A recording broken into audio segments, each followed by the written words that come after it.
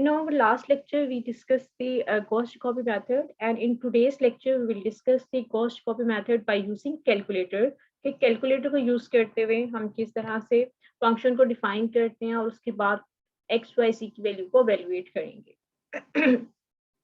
तो एक example solve करते हैं और उसको हम कैलकुलेटर के थ्रू भी एवेल्युएट करेंगे। So the question is, solve the following system of equation by using Gauss copy method, correct to 3 decimal places, और हमें ये 3 क्रॉस 3 का सिस्टम गिवन है। ठीक है, तो सबसे पहले हम वही कंडीशन चेक करेंगे जो हमने लास्ट लेक्चर में भी डिस्कस की थी कि हम चेक करेंगे कि सिस्टम डायगोनली डोमिनेंट है या नहीं। तो इसके लिए हम चेक करेंगे A11 को B2 को एंड C3 को, ये डायगोनली डोमिनेंट होने चाहिए। ठीक है, तो इसके लिए हमने ये कंडीशन चेक कर ली और ये डायगोनली डोमिनेंट है क्योंकि ये क्राइटेरिया सेटिस्फाई हो रहा है। उसके बाद स्टेप 2 में हम चेक करेंगे कि एक्स वाई जी को हमने सेपरेट करना है। तो हमने एक्स वाई जी को एवेल्युएट कर लिया।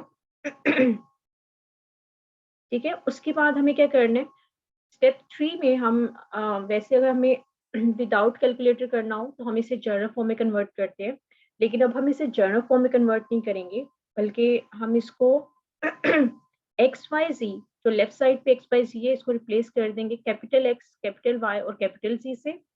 और जो राइट साइड पे टर्म्स हैं एक्स वाई जी, इसको हम रिप्लेस कर देंगे कैपिटल ए बी और सी से।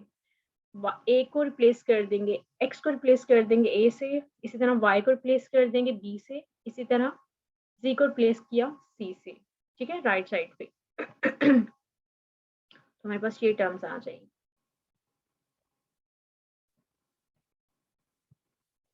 ठीक है, उसके बाद हमें, जैसे हम इनिशियल गैस कंसिडर करते थे, अब क्योंकि अब हमारे पास ए बी सी है इस तरफ, तो हम ए बी सी को कंसिडर करेंगे एज इनिशियल गैस 0 0 0। ठीक है, कोई और वैल्यू भी हम कंसिडर कर सकते हैं। तो अब हम इसको एवेल्युएट कर सकते हैं। अब हमें इन वैल्यूज को बाय यूजिंग कैलकुलेटर एवेल्युएट करना है। अब हमें ये सारा फंक्शंस बार बार पुट नहीं करना, एक ही दफा हम फंक्शन को डिफाइन करेंगे। चलिए अब हम फंक्शन को डिफाइन कर लेते हैं। तो हम एक्स वाई जी को एवेल्युएट करने के लिए अल्फा के साथ एक्सप्रेस करेंगे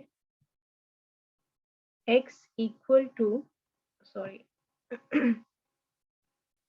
x इक्वल के लिए हम अल्फा के साथ ये बटन प्रेस करेंगे 1/8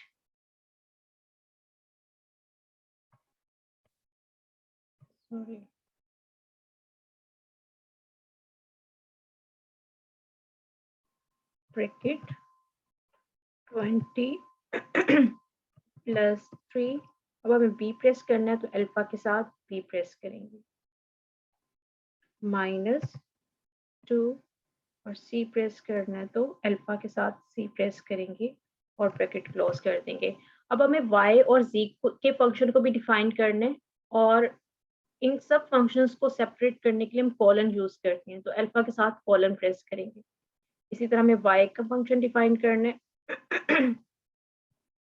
ठीक है, y का फंक्शन डिफाइन करने के लिए हम अल्फा के साथ y प्रेस करेंगे। ठीक है, और इक्वल के लिए हम अल्फा के साथ इस बटन प्रेस करेंगे। 1/11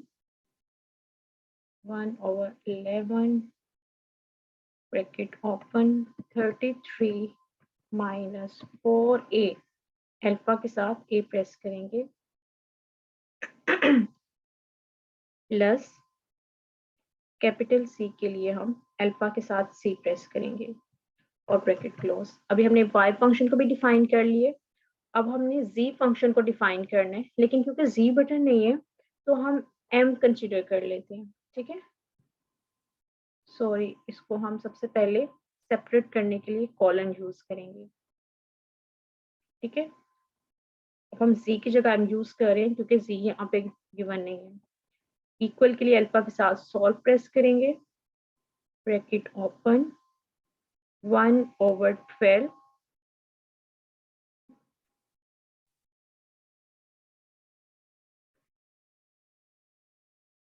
1/12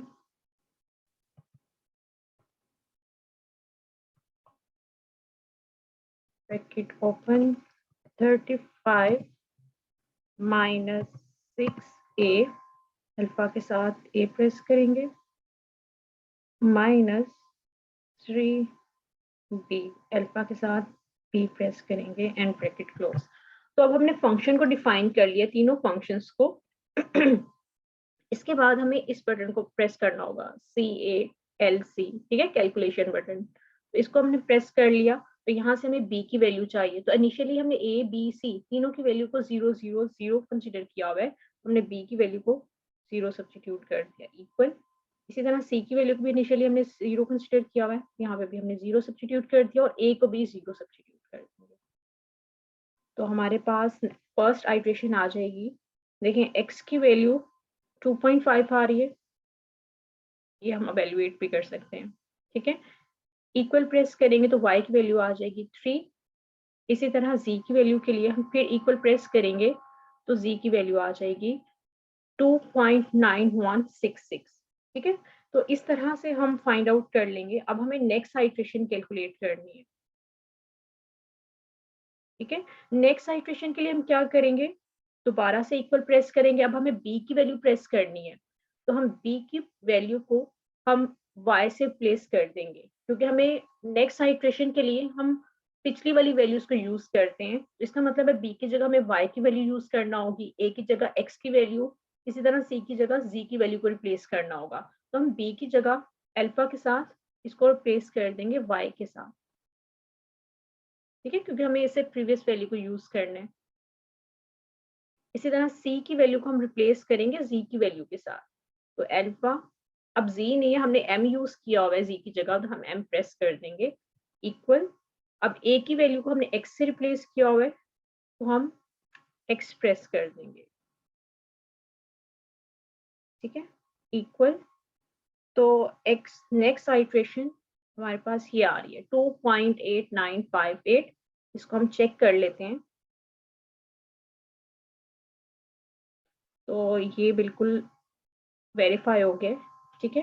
इसके बाद हम y की वैल्यू फाइंड आउट करेंगे, विच इज 0.3560, ये भी एवेल्युएट हो गया। इसी तरह हम z की वैल्यू फाइंड आउट करते हैं, विच इज 0.916, तो ये भी एवेल्युएट हमने कर ली है।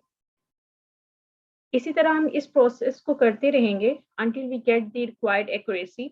तो इस तरह से थर्ड आइट्रेशन, फोर्थ आइट्रेशन, 6, 7, ये सब भी हम इसी मेथड से कर सकते हैं। चल हम एक और आइट्रेशन को मैच कर लेते हैं, थर्ड आइट्रेशन भी फाइंड आउट कर लेते हैं। इसके लिए हम दोबारा से इक्वल प्रेस करेंगे। अब b को हमने दोबारा से y से रिप्लेस करना होगा, ठीक है। हम हर दफा ए बी सी को एक्स वाई जी से रिप्लेस करते जाएंगे और हमारे पास नेक्स्ट आइट्रेशन आती जाएंगी। अब थर्ड आइट्रेशन के लिए हमने बी को वाई से रिप्लेस कर दिया, इसी तरह सी को जी से रिप्लेस कर देंगे। अब जी की जगह क्योंकि हमने एम यूज किया तो एम प्रेस करेंगे, ठीक है, और ए को हम एक्स से रिप्लेस कर देंगे। We get third iteration which is 3.1544, तो ये भी मैच कर रही है, ठीक है। नेक्स्ट हमने y की वैल्यू एवेल्युएट की, तो 2.0303, ठीक है। इसी तरह हमने z की वैल्यू एवेल्युएट कर ली, विच इज m, क्योंकि हमने z को m से रिप्लेस किया था। तो 0.8797 ये भी एवेल्युएट हो गई है। तो इसी तरह एक दफा आपने फंक्शन को डिफाइन कर देना है, उसके बाद आपने सिर्फ a b c की वैल्यू को x y z से रिप्लेस करते जाना है और आपके पास सारी आइट्रेशंस आती जाएंगी। जहां तक आपके पास आइट्रेशंस मैच हो जाएंगी, जैसे 9 और 10 में आइट्रेशंस मैच हो गई हैं, 3.0170 और यहाँ पे 3.0168 आंसर आ रहा है। इसी तरह ये मैच हो गई है और ये मैच हो गई। तो सबसे पहले हमें ये ज़हन में रखना है कि हमें फंक्शन को डिफाइन करना है, ए बी सी को इनिशियल वैल्यू सब्स्टिट्यूट करनी है, उसके बाद हमने ए बी सी वैल्यू को एक्स वाई जी की वैल्यू से रिप्लेस करते जाना और आइट्रेशन फाइंड आउट कर लेनी है, ठीक है। हम नेक्स्ट लेक्चर में हम लोग गॉस सीडल मेथड को डिस्कस करेंगे, ठीक है। अगर आपको कोई इससे रिलेटेड कोई क्वेश्चन है या कोई क्यूरी है तो आप कमेंट कर सकते हैं। अल्लाह हाफिज।